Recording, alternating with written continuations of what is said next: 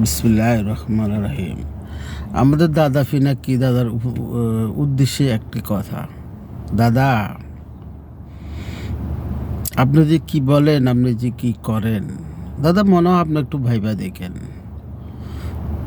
আজকে 1 থেকে 1.5 বছর আগে, এর আগেরটা বাদে দেন, এতে 1 থেকে 1.5 বছর আগের আপনার করা যে ভিডিওগুলা আপনি খুব দেখেন, আপনি নিজে দেখেন আপনার। এখন আপনি কি বলতেছেন, তখন আপনি কি বলছেন? আপনার ভিডিওগুলোতে দেখলে আপনি নিজেকে মুনাফিক মনে করবেন, আপনাকে নিজে বেঈমান মনে করবেন, আপনি নিজেকে কারো কাছে বিকৃত পূর্ণ মনে করবেন, আপনি নিজে একেবারে নোংরা মনে করবেন। আমরা চাই না দাদা আপনার মতো একটা সম্মানের লোক এভাবে পচে যাক। আপনার মতো সম্মানের লোক কিছু দলের কাছে বিক্রি হোক।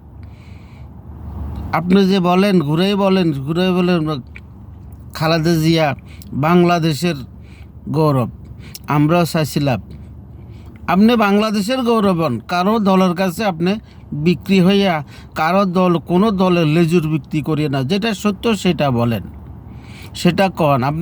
আপনার বলা কথা আমরা অনেক অনুপ্রাণিত হয়েছি, আপনার কথায় আমরা অনেক কিছু জেনেছি।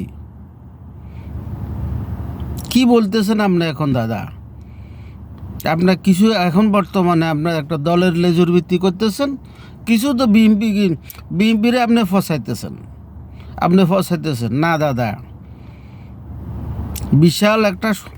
বিশাল একটা গাছ এত সহজে পৌঁছে না দাদা।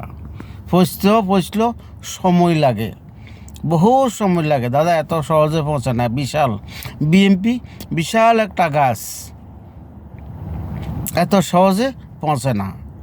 আর আপনি যাকে দিনে দিনে বড় করতে চাইতেছেন না, এটা এত বড়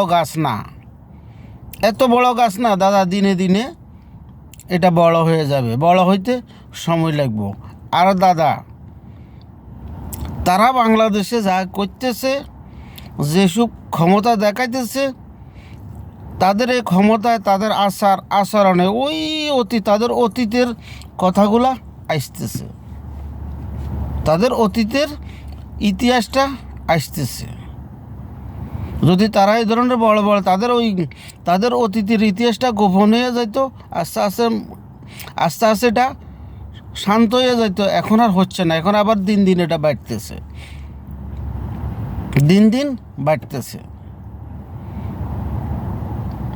এটা দুঃখজনক দাদা।